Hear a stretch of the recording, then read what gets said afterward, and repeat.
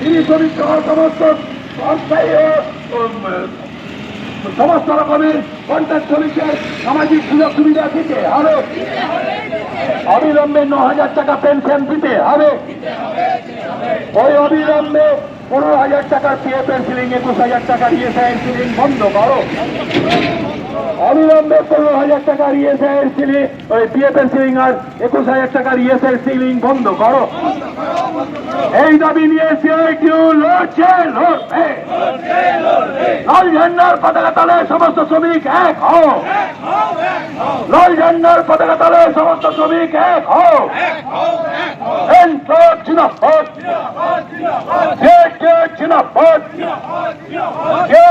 জিন্দাবাদ।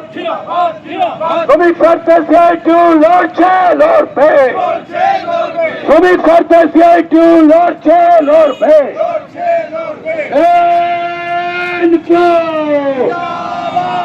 বুনিয়াদ মজদুর জিন্দাবাদ, জিন্দাবাদ, জিন্দাবাদ। শ্রমকোড অবিলম্বে বাতিল করতে হবে। দ্বিতীয় হচ্ছে যে মজুরি বেতন 26,000 টাকা ন্যূনতম মজুরি দিতে হবে, বেতন দিতে হবে, 9,000 টাকা পেনশন এবং স্থায়ী কাজে স্থায়ী শ্রমিক বিনা নোটিশে ছাঁটাই করা যাবে। এই সমস্ত পিএফ আগে জমা না দিলে মালিক বা ঠিকাদারের একটা বড় শাস্তি ছিল, সেই শাস্তি তারা কমিয়ে দিয়েছে। এগুলোর বিরুদ্ধে যে শ্রমকোড আমরা বলছি, কৃষকদের আইনের মতো শ্রমকোডও কেন্দ্রীয় সরকারকে প্রত্যাহার করতে হবে। শ্রমিকরা এই শ্রমকোড মানছে না, কোনো কেন্দ্রীয় ট্রেড ইউনিয়ন মানছে না। তাই 10টা কেন্দ্রীয় ট্রেড ইউনিয়ন আমরা ছাড়াও সিআইটিউ, আইএনটিউসি, এআইটিউসি, টিউসিসি সহ 10টা কেন্দ্রীয় ট্রেড ইউনিয়ন আজকে দাবি দিবস পালন করছে। 1 নম্বর, শ্রমিক কোড বাতিল করতে হবে। শ্রমিকদের, সমস্ত রকম শ্রমিকদের ন্যূনতম মজুরি 26,000 টাকা দিতে হবে। ঠিকা শ্রমিকদের স্থায়ীভাবে কাজে নিয়োগ করতে হবে এবং একই ধরনের কাজে সমমজুরি দিতে হবে। প্রতি মাসে 7 তারিখের মধ্যে মজুরি দিতে হবে। অগ্নিবীর, কয়লাবীর, ফিক্সড টার্মের নামে যে অস্থায়ী নিয়োগ চলছে গভর্নমেন্টের পাবলিক সেক্টরে, সেগুলো বাতিল করতে হবে। বিড়ি শ্রমিকদের ন্যূনতম মজুরি 268 টাকা হাজার প্রতি দিতে হবে। আইসিডিএস, মিড ডে মিলের শ্রমিকদের সরকারি কাজ হিসাবে ঘোষণা করতে হবে। ন্যূনতম পেনশন পিএফের যেটা 1,000 টাকা আছে, আমরা বলছি ওটা 9,000 টাকা করতে হবে।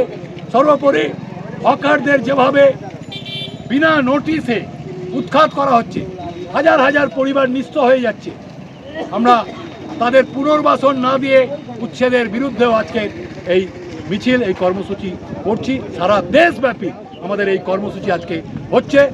এরপর কেন্দ্রীয় সরকার যদি এই নীতিগুলো থেকে সরে না আসে, আমরা দেশব্যাপী বৃহত্তর আন্দোলন, এমনকি ধর্মঘটের দিকেও এগোব। কোথা থেকে শুরু করেছিলাম? আমরা আজ মিছিল এনটিপিসি মোড় থেকে শুরু করেছি। আমরা এই জানি মোড়ে 2 নম্বর গেটে আমরা এই মিছিল আপাতত শেষ করলাম, আমাদের কর্মসূচিও শেষ করলাম। ঠিকা শ্রমিকদের 40 বছর ধরে প্ল্যান্টের সাথে যুক্ত আছে। ঠিকা শ্রমিকের প্রবলেম 40 বছর ধরে থাকছে, সমাধান কি কোনদিন হবে না? এ তো ঠিকা শ্রমিকদের অন্তরের প্রশ্ন। এই প্রশ্নের উত্তর দিতে গিয়ে আমি নিজে এই প্ল্যান্টে স্থায়ী শ্রমিক হিসাবে কাজ করেছি। মায়া কান্না কেঁদে আমি বলছি না যে ভারতবর্ষ স্বাধীন হয়েছে, যে কথা আপনি বললেন, এই প্ল্যান্ট তৈরি করা এক সময় ঠিকা শ্রমিকদের হাতে, আর এই প্ল্যান্ট এখন 80 ভাগ চালাচ্ছে ঠিকা শ্রমিক। 80 ভাগ অপারেশনের কাজ করছে, ডেস্কে বসছে ওই ডিপ্লোমা হোল্ডাররা, প্ল্যান্টের কন্ট্রোল রুম চালাচ্ছে, প্ল্যান্টের কয়লা আনার লোকও চালাচ্ছে। আগে যেগুলো স্থায়ী শ্রমিক করত, সিএইচপি অপারেশনের কাজ করছে, ইলেকট্রিশিয়ানের কাজ করছে, সমস্ত টেকনিক্যাল কাজ এখন ঠিকা শ্রমিকরা করছে। এই উত্তর সরকারকে দিতে হবে যে এটা কত বড় অন্যায়। এমপি, এমএলএ, মন্ত্রী, এদের বছর বছর বেতন বাড়ে,